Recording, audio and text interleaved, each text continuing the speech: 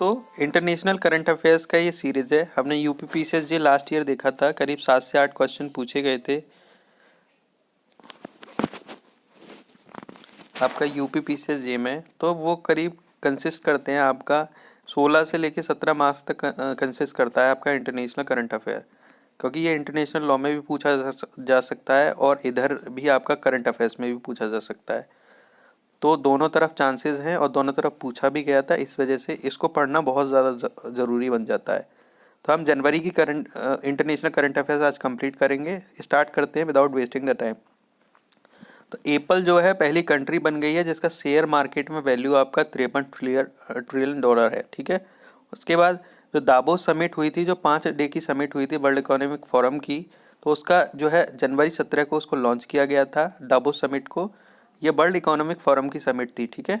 और इसकी जो थीम थी the state of the world, यानी कि विश्व के राज्य, यानी विश्व के जो नेशंस को हम स्टेट कहते हैं इंटरनेशनल लॉ में, तो ये आपको पता होना चाहिए।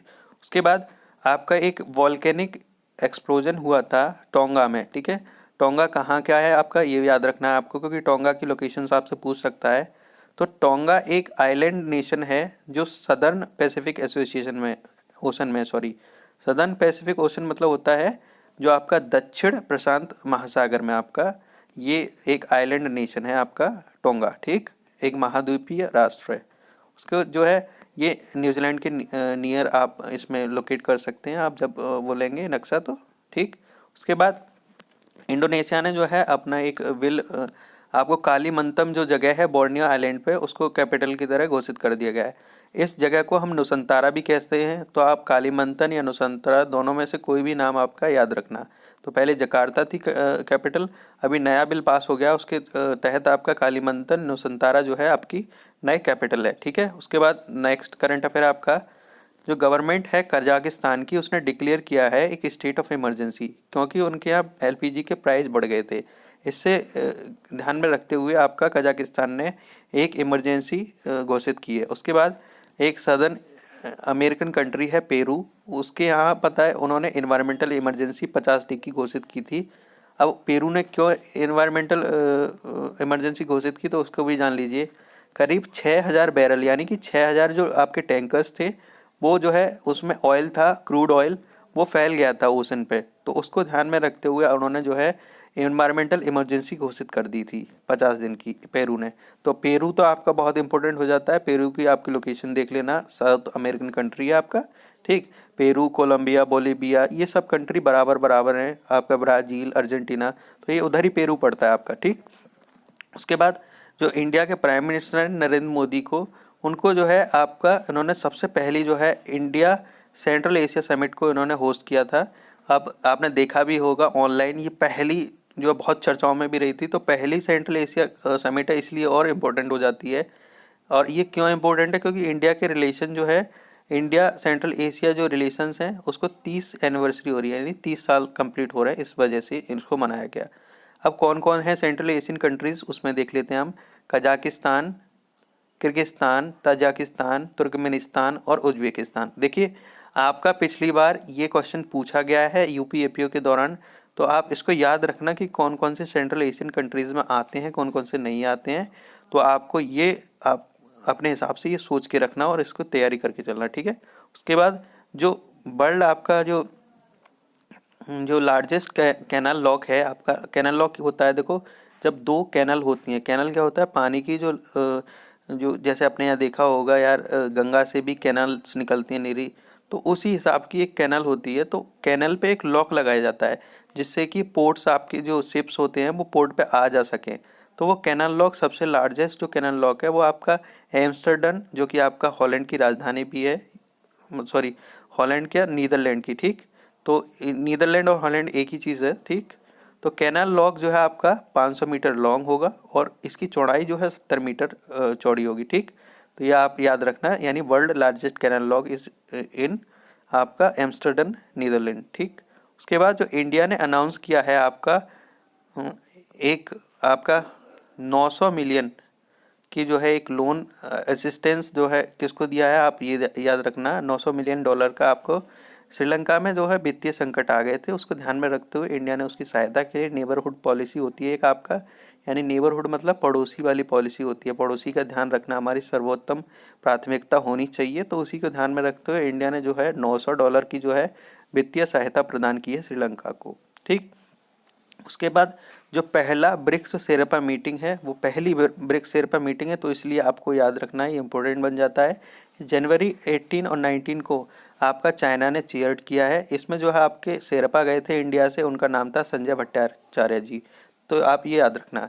और ऑक्सफोर्ड यूनिवर्सिटी ने जो है डिक्लेयर किया है Oxford children bird of the year, तो उसको क्या नाम है उसका, एंजाइटी। एंजाइटी मतलब होता है चिंता, ठीक, तो उसको children bird of year of 2021 आपको एंजाइटी को घोषित किया गया है। उसके बाद जो यूएस ट्रेजरी है उसने जो है सिक्कों पे जो है माया एंजेलो नाम की एक पोइट होती हैं, एक सोशल एक्टिविस्ट भी हैं, तो उनको जो है फीचर किया गया है।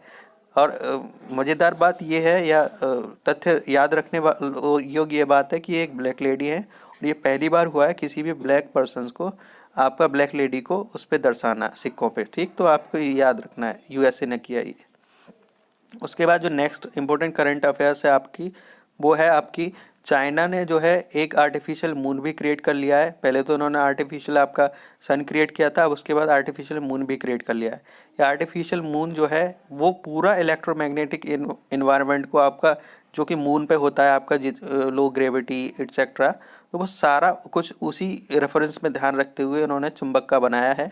और ये सब उन्होंने जो भी आपकी क्वालिटीज़ होती हैं, जो भी आपके मून पे जो प्रॉपर्टीज़ होती हैं, वो सारी उन्होंने जो है उसको ध्यान में रखते हुए इस आर्टिफिशियल मून को क्रिएट किया है। ठीक, उसके बाद आपका प्राइम मिनिस्टर नरेंद्र मोदी जो है वो global rating amongst world leader, ठीक है, उसमें नंबर 1 पे आए हैं और लिस्ट में जो है 13 वर्ल्ड लीडर भी हैं। ठीक, तो यह आपको याद रखना है। उसके बाद जो गवर्नमेंट की मॉरिशस की जो गवर्नमेंट है, उन्होंने महात्मा गांधी सर के नाम पे आपका मॉरिशस में एक मेट्रो स्टेशन खोला है। वो क्यों खोला है, क्योंकि इंडिया जो है बहुत ज़्यादा प्रोजेक्ट्स में मॉरिशस को सहायता देती है, तो उसको ध्यान में रखते हुए और इंडिया को आपको एक तरह से उन्होंने इंडिया को और महात्मा गांधी को उन्होंने एक्सप्रेस ग्रेटिट्यूड करने के लिए, यानी ग्रेटिट्यूड को एक्सप्रेस करने के लिए ये आपको लॉन्च किया है। उसके बाद ऑस्ट्रेलियन गवर्नमेंट जो है उन्होंने जो है जो स्पन आइलैंड था, एक एस्पन आइलैंड है, तो उसको पता है क्वीन एलिजाबेथ के नाम से डिक्लेयर किया है। तो आपको ये याद रखना है, क्वीन एलिजाबेथ सेकंड के नाम से एस्पन आइलैंड को डिक्लेयर किया है। क्वीन एलिजाबेथ सेकंड आपके जो है इनकी डेथ हो गई थी, तो इस ध्यान में रखते हुए ऑस्ट्रेलिया की गवर्नमेंट ने ये किया है। अब ये याद रखने की बात है कि ऑस्ट्रेलिया ने क्यों किया है, क्योंकि ये ऑस्ट्रेलिया भी इंडिया की तरह कॉमनवेल्थ कंट्रीज़ में आता था, जिस पे जो है ब्रिटिश राज कर चुका है। ठीक, उसके बाद आपका साइंटिस्ट जो है चाइना के, वो उन्होंने जो है कंफर्म किया है कि जो आपका न्यू कोब वायरस है वो साउथ अफ्रीका से आपका स्प्रेड आउट हुआ है। यानी कि न्यू कोब वायरस मतलब कोरोना वायरस को तो आपका कोविड-19 वायरस हो गया, अब जो कोरोना वायरस का जो नया वर्जन होगा उसे न्यू कोब वायरस कहते हैं। ठीक है, वो साउथ अफ्रीका से आपका स्प्रेड आउट हुआ है। उसके बाद पाकिस्तान ने लॉन्च किया अपनी पहली नेशनल सिक्योरिटी पॉलिसी, तो ये बहुत चर्चाओं का विषय थी, तो आप ये याद रखना। ठीक है, पाकिस्तान ने पहली अपनी नेशनल सिक्योरिटी पॉलिसी आपकी लॉन्च की है। उसके बाद डेविड बेनेट, वैसे ये क्वेश्चन इंपॉर्टेंट नहीं है डेविड बेनेट वाला, फिर भी आप सुन लीजिए।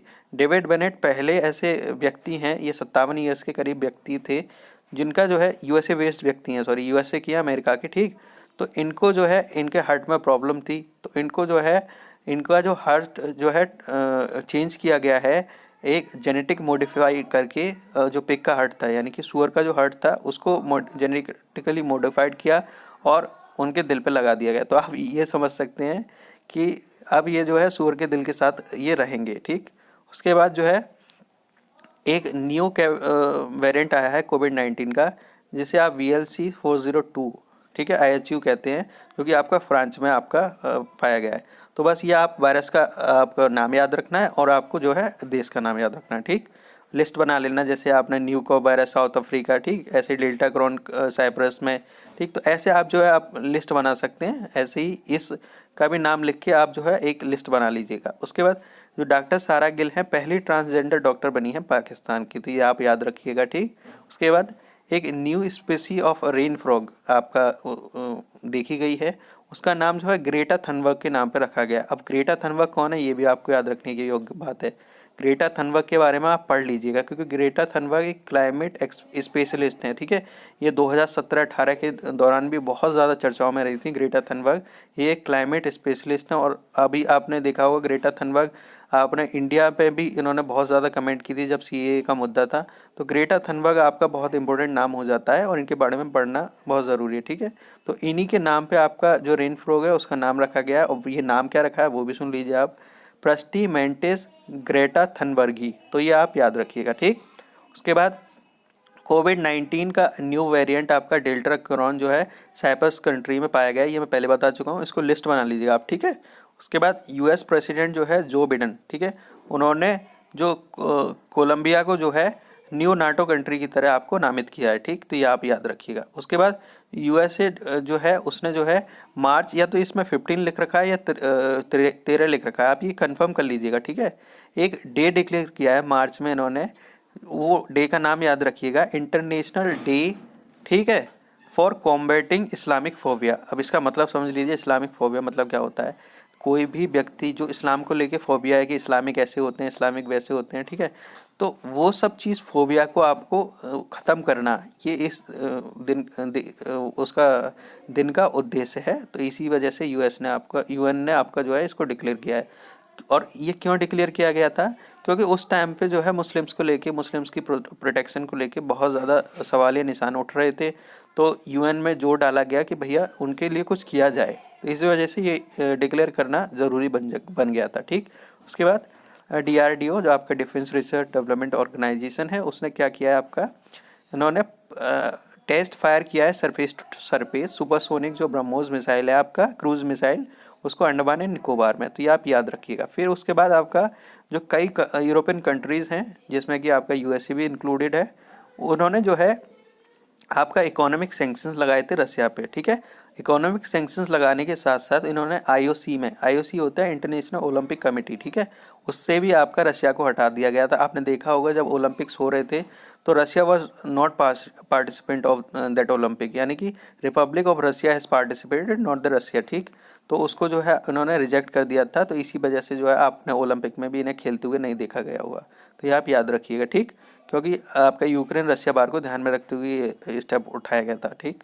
उसके बाद जो इंडिया के इन्वायरमेंटलिस्ट हैं आरुषि वर्मा को, उनको जो है आपका जो है 2041 climate force of Antarctic campaign का हिस्सा बनाया गया है। अब ये कैंपेन के बारे में बहुत ज़्यादा ज़रूरी चीज़ आपको ध्यान में रखने योग्य बात यह है, क्योंकि इंडिया ने 2022 में ही अंटार्कटिक बिल भी आपका जो है पास किया था। अंटार्कटिक बिल क्यों पास किया गया था, to save the pristine nature of Antarctic region. Antarctic region में क्या होता था कि लोग जो है जाते हैं, शोध करते हैं, उस जगह को आपको जो है उसको गलत यूज़ करते हैं। यानी कि देखो जो इन्वायरमेंट है उसको अगर आप धीरे धीरे उसको यूज़ करेंगे तो उसकी जो आपकी वर्चुअलिटी है ना, जो उसका वर्चुअस नेचर है वो ख़त्म हो जाएगा। तो उस प्रिस्टीन नेचर को बचाने के लिए आपका अंटार्कटिक इन्वायरमेंट को हमने बिल भी पास किया है। तो उसी को ध्यान में रखते हुए आरुषि वर्मा जी को एक इन्वायरमेंट रिप्रेजेंटेटिव इंडिया की तरफ से, जो कि 2021 क्लाइमेट फोर्स अंटार्कटिक कैंपेन है, उसके लिए चुना गया है, ठीक। उसके बाद जो ग्लोबल होम प्राइस इंडेक्स में है, अब वो इंडिया की पोजीशन आपकी 51वीं है, जिसको फर्स्ट प्लेस टर्की ने लिया है। तब ये भी याद रख लीजिएगा कि ग्लोबल होम प्राइस इंडेक्स जो है आपका, वो नाइट फ्रैंक इंस्टीट्यूट के द्वारा आपका लॉन्च किया गया है। तो अब ग्लोबल होम प्राइस इंडेक्स ये 2022 का नहीं है, 2021 का है, जो कि इंडिया में इसकी 51 रैंक है और फर्स्ट प्लेस आपका टर्की का है। तो ये आप याद रखिएगा, ठीक। अब वर्ल्ड बैंक ने जो है क्या इशू किया है, पहला जो है first world wild life conservation bond आपका इशू किया है। अब ये जो first wild life conservation bond है, इसमें जो ब्लैक राइनोज हैं, एक इंडेंजर्ड स्पीसीज़ में इनको रखा गया है। ब्लैक राइनोज जो अफ्रीका के हैं, उनको बचाने के लिए ये करीब $150 मिलियन का बॉन्ड होगा, जो कि 5 साल के लिए होगा, ठीक। तो ये आप याद रखिएगा। उसके बाद जो है एक बायलैटरल समिट हुआ है इंडिया और ऑस्ट्रेलिया के बीच में, जो कि मार्च 21 2022 को हुआ है, ठीक है। इसमें जो है ऑस्ट्रेलिया ने अनाउंस किया है कि वो जो है 1500 करोड़ का डायरेक्ट इन्वेस्टमेंट करेगी, यानी एफडीआई आपका इन्वेस्ट करेगी। तो ये 1500 करोड़ रुपया ऑस्ट्रेलिया ने जो है इन्वेस्ट करने के लिए एक आपका समिट में घोषणा की है, ठीक। उसके बाद आपका ये याद रखना है कि रिसेंटली जो है नॉर्थ कोरिया ने एक हुएनसेंग 17 बैलिस्टिक मिसाइल आपका जो है लॉन्च किया है। देखिए मिसाइल्स वाली बहुत ज़्यादा इंपॉर्टेंट बन जाती है, तो आप इनके ये नाम याद रखना। ऐसे आ सकता है हुएनसेंग किसने किया है या नूरी किसने किया है, तो ऐसे सब शब्द आ सकते हैं, ठीक है। तो हुएनसेंग को आपको मॉन्स्टर मिसाइल भी कहते हैं। तो ये आपका किसने किया है, नॉर्थ कोरिया ने, यानी कि आपका उत्तर कोरिया ने, ठीक है भाई। उसके बाद जो ड्यूरिंग द यूक्रेन रशिया वार, ठीक है, एक फायर जो है आपका एक न्यूक्लियर प्लांट पे फायर आपका कंडक्ट हुई थी। वो यूरोप का सबसे बड़ा न्यूक्लियर प्लांट है। तो आप गूगल पे सर्च करना, सबसे पहले ये आपको टास्क दिया जाता है कि यूरोप का सबसे बड़ा लार्ज न्यूक्लियर प्लांट कौन सा था जिसमें जो है आपका आग लगी थी यूक्रेन रशिया वार के दौरान, ठीक। तो ये आप देख लीजिएगा। उसके बाद लास्ट आपका बचता है वो ये है कि जो आपकी जर्मनी और सिंगापुर है, उन्होंने net zero water infrastructure water conservation के लिए डिक्लेयर किया है। तो नेट जीरो वाटर इंफ्रास्ट्रक्चर कौन कौन सी कंट्री हैं, जर्मनी एंड सिंगापुर, ठीक है। ये आप याद रखिएगा। और इसमें एक और चीज़ दे रखी है, companies from Germany and Singapore will build water infrastructure in India, ठीक है, that consumes less water and extract carbon from the water. तो वो उसका काम क्या होता है, वो कम करेगा कंज्यूम वाटर को और उसमें से जो भी कार्बन की मात्रा होगी उसको निकाल फेंकेगा। तो ये इसका जो है मेन इंफ्रास्ट्रक्चर का ये मेन उद्देश्य होगा। बाकी यहाँ आपकी जनवरी की इंटरनेशनल करंट अफेयर कंप्लीट होती हैं। बहुत बहुत धन्यवाद।